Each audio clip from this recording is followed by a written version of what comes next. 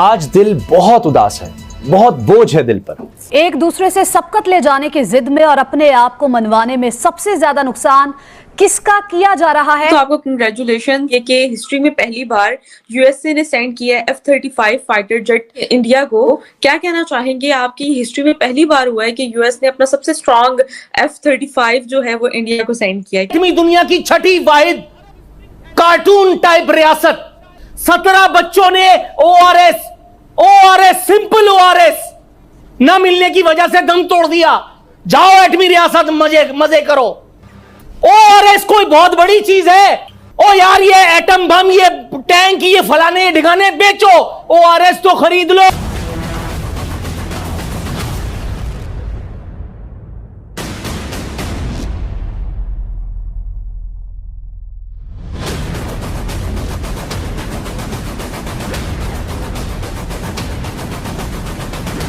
जहाँ एक तरफ बेंगलोर के अंदर आधी दुनिया मौजूद थी, तकरीबन 1000 के आसपास कंपनीज मौजूद थी, भारत जलवा दिखा रहा था अपने हथियारों का। ख़ास तौर पर जो हमारा INS विक्रांत है और बाकी हमारे, उनका ज़बरदस्त तरीके से डंका बजा।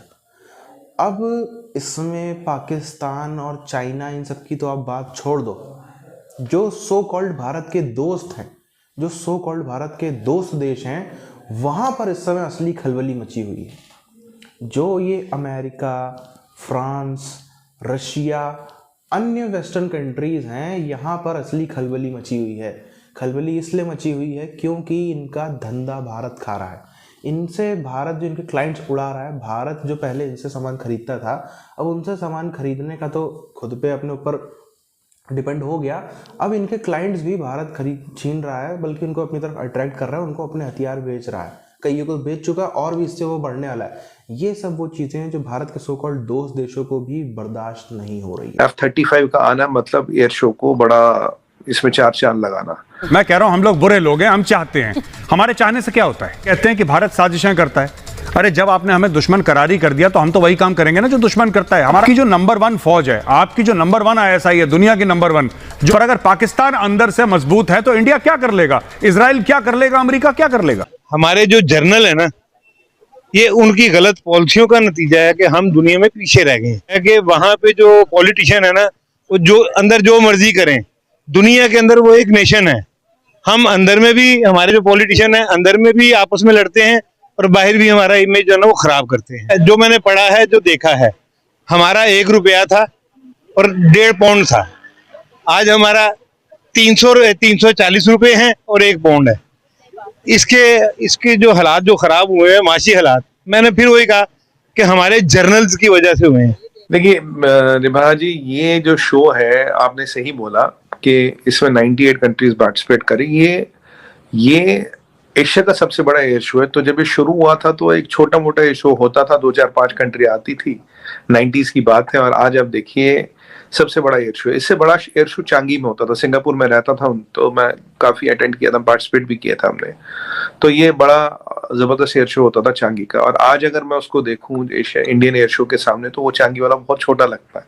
सिंगापुर है भी छोटा सा देश और एक ही एयरपोर्ट है।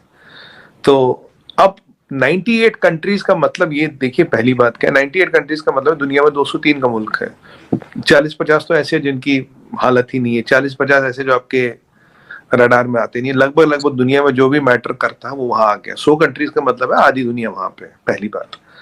दूसरी जो चीज यहाँ पे समझनी है, करीब 870 पेविलियंस हैं, 870 पार्टिसिपेंट्स हैं, जिनमें से 700, करीब 750 तो इंडियन है और 110 बाहर की कंपनियां हैं। अभी HAL का बहुत बड़ा स्टॉल है। HAL ने अपनी जो अटैक हेलीकॉप्टर है और जो रिकॉग्निसेंस है, जो नई नई कैपेबिलिटीज डेवलप की, उनको दिखा रही है। F-35 का आना मतलब एयर शो को बड़ा, इसमें चार चांद लगाना। और अगर आप देखिए, इससे बड़ा एयर शो एक US में होता है, एक रशिया में होता है। तो रशिया और फिर अमेरिका के बाद जो दुनिया का 3rd सबसे बड़ा एयर शो है, वो अब एरो एशिया हो गया है। एशिया, हमारा एयर शो हो गया है। इस शो की विशेषता ये है कि इसमें टेक्नोलॉजी, इसमें बायर्स, सेलर्स, और ये पब्लिक के लिए भी खोला जाएगा। और एयर शो में आपका सबसे इंपॉर्टेंट क्या होता है, आपको अपने एसेट्स मूव कराने होते हैं। देखिए, आप ऐसा डमी तो ला नहीं सकते, गत्ते का जहाज तो ला नहीं सकते। जहाज लाना, उनकी कतर दिखाना, उनकी मैनेवरेबिलिटी दिखाना, इससे एक एविएशन इंडस्ट्री को बहुत बड़ा बूस्ट मिलेगा। मैंने आपके शो पे पहले भी बताया था, we are now becoming the MRO hub, maintenance, repair, for operations और फॉर ओवरऑल। जैसे है कि क्या कहा जाता है कि इमरान खान एंटी अमेरिका है, लेकिन वो एंटी अमेरिका नहीं है। उसने बार कहा है, हजारों बार कहा होगा कि मैं इंडिया अमेरिका से बराबरी के ताल्लुकात चाहता हूँ, हम किसी के गुलाम नहीं है। तो भाई हम मुसलमान हैं, हम क्यों गुलामी करें किसी की? ये एशिया का सबसे बड़ा एयर शो है, 98 कंट्रीज आ रही हैं। इसमें 870 एग्जिबिटर है, जिसमें 770 इंडियन है और 760 इंडियन है और 110 एग्जिबिटर फॉरेन है। 5 लाख लोग, 500,000 people will come there. Bangalore में हो रहा, मोदी जी गए थे, इनॉग्रेट किया, रक्षा मंत्री जी है, चीफ मिनिस्टर साहब है, सब डेलीगेट्स हैं। 3-4-5 दिन चलेगा। ये इन्होंने रिजीम चेंज ऑपरेशन हुआ है, ये सारा हटा के उसको साइड पे लगा दिया है। कई उसने प्रोजेक्ट शुरू किए थे, बेचारे को साइड पे लगा दिया है। अब इनका इमेज ही नहीं ठीक। अब जैसे तुर्की में वो जल्जला आया है, तो ये शहबाज शरीफ ने कहा था कि हमने जाना है, उन्होंने बुलाया नहीं था, खुद ही इन्होंने कहा था कि हमने जाना है। HAL के पास बात करें तो करीब 7 से 10 बिलियन डॉलर की तो ऑर्डर बुक है चीमा साहब। 7 साल 8 साल उनके हैंड्स आर कंप्लीटली फुल। अभी आपको ये भी पता होगा, बेंगलोर में ही एशिया का सबसे बड़ा हेलीकॉप्टर बनाने का कारखाना भी लगा, जिसकी कैपेसिटी 1000 है। तो ये जो, और अब हम MRO यहाँ ला रहे हैं, मेंटेनेंस ऑपरेशन रिपेयर, और मेंटेनेंस रिपेयर ऑपरेशन से ओवरऑल जो कहना चाहिए। डेमोक्रेसी है पाकिस्तान के, ये बेसिक जिस रूल पे हमारी डेमोक्रेसी वर्कआउट कर रही है पाकिस्तान में, उसके रूल्स एंड रेगुलेशन को फॉलो अप नहीं किया जाता। ठीक है। सेकंड वन ये कि यहाँ पे मिलिट्री जो प्रोपागेंडा है वो बाकी कंट्रीज़ की निस्बत यहाँ पे ज़्यादा है, क्योंकि हर मामले में, हर प्रोग्राम में, हर फैकल्टी में पाकिस्तान की, वहाँ पे मिलिट्री अपना रोल एक अलग तरीके से अदा कर रही है। लेकिन अब देखें ना आप, हमारी जो टोटल ओवरऑल जो उसको कहते हैं इनकम लगा लें, मंथली या yearly income, budget, total budget Pakistan का, वो मिलिट्री के पास कितना है और ये ओवरऑल जो हमारे पास पाकिस्तान में अवाम पे कितना भी लगाया जाता है, जिसमें passenger to cargo converter, cargo to passenger converter, ये सब होते। पहले ट्रेडिशनल बिजनेस सिंगापुर में होता था। तो India as aviation hub, India as destination, MRO destination, India as capable hub. तो मैन्युफैक्चरिंग हो, MRO हो या हब हो, हम सारे यहाँ ला रहे हैं। एयरपोर्ट हमने डबल कर दिए पिछले 7 सालों में जो इंडिया में, और अभी हम इनको 3-4 गुना ला रहे हैं। कमर्शियल जहाज बनाना, और हमारा LCH तो आप तो जानते हैं, तेजस आ गया, मैक 2 पे काम चल रहा है, एमका पे काम शुरू होगा, जो उसका अगला वेरिएंट है। एमका की ऑलरेडी बड़े वर्ल्ड में डिमांड है, M2 की भी डिमांड है। अभी हमने तेजस को एयरक्राफ्ट कैरियर पर लैंड करवाया, और उनके लिए हम इंडियन नेवी के लिए एक स्पेशल वर्जन बना रहे हैं, which will be only for aircraft carriers.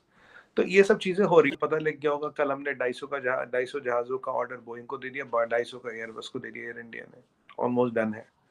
और 1500 जहाजों का ऑर्डर हम और देंगे, 500 जहाजों का ऑर्डर दे दिया, बाकी एयरलाइन मिला के जो एस्टिमेट आया 1500 जहाजों का ऑर्डर और दे रही है। तो करीब 10 बिलियन का कल चला गया, तो ये मान लीजिए करीब 30 बिलियन का और जाएगा। यहाँ अब की बात जो HAL ने है, अपनी जो नया अटैक हेलीकॉप्टर और जो अपनी इंजन है उसको डेमोन्स्ट्रेट किया है। कल के इवेंट में आधी दुनिया भारत में थी।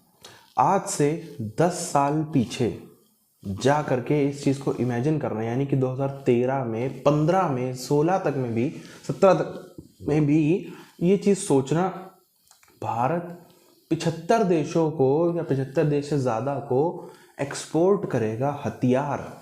ये कोई भी बोलता, मुझको भी बोलता, तो मैं बड़ी ज़ोर से हंसता इस बात पे। ये कहाँ, कैसे, क्या सपनों में जी रहा हो क्या?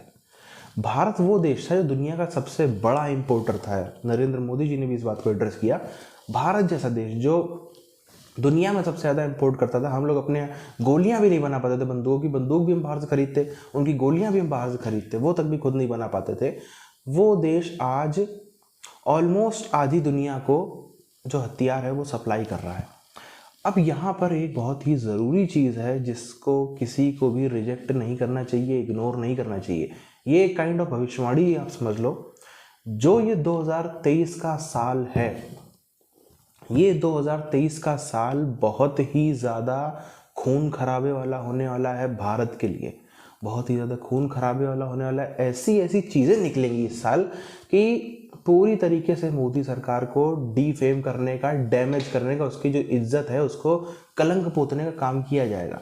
यही काम 2019 में भी हुआ था। आप सबको याद होगा जब 2019 के पहले 2018 का टाइम था, बल्कि 18 के मिड से ये मामला बहुत तेजी से सर पकड़ रहा था। राफेल के मामले में चोरी हो गई, मोदी सरकार ने देश बेच दिया, अडानी को अंबानी को, मुकेश अंबानी के भाई ने अंबानी को ठेका दे दिया, 20 दिन पहले कंपनी को ठेका दे दिया, हाय हाय हो हा हा, जैसे भी अभी अडानी साहब के मामले से वो चीज़ चालू हो गई है। अभी अडानी साहब के मामले से फरवरी से ही वो चीज़ चालू हो गई है और चुनाव तक ये मामला इतना घिसा जाएगा क्योंकि जिन देशों में आज हम जो 75-80 देशों को हथियार सप्लाई कर रहे हैं, आज से 10 साल पहले हम लोग नहीं करते थे। तो वो सब देश कहाँ से खरीदते थे? अमेरिका, रशिया, ज़्यादातर अमेरिका से या यूरोप से वो खरीदते थे। रशिया से और चाइना से तो खैर कम ही थे, पर अमेरिका से खरीदने वाले ज़्यादा थे। या फिर हम चलो एक बार वो किसी से मान ले, भारत के अलावा बाहर से, वेस्ट से खरीदते थे वो देश हथियार, और प्लस भारत भी वेस्ट से हथियार खरीदता था। डबल नुकसान। भारत जो पैसे वेस्ट को देता था हथियार खरीदने के लिए वो भी गए, वो भी उनके पास में ऑर्डर आना बंद हो गए, प्लस जो दूसरे ऑर्डर उनको मिलते थे भारत ने वो भी काट दिए। ये चीज़ दुनिया से बर्दाश्त नहीं हो रही। ये जो दुनिया के बड़े बड़े ताकतवर लोग हैं, जिनको वेपन माफिया कहते हैं, जो हथियारों के माफिया हैं, उनसे ये चीज़ें बर्दाश्त नहीं हो रही है। पूरी कोशिश की जाएगी, पूरी धज्जियाँ उड़ा डालो सरकार की, अपने पब्लिक के बीच में इनको इतना बेइज्जत कर दो कि इनकी सरकार चली जाए।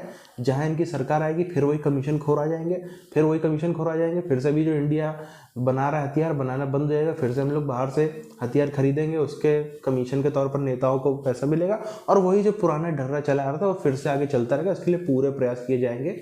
सावधान रहने की ज़रूरत है।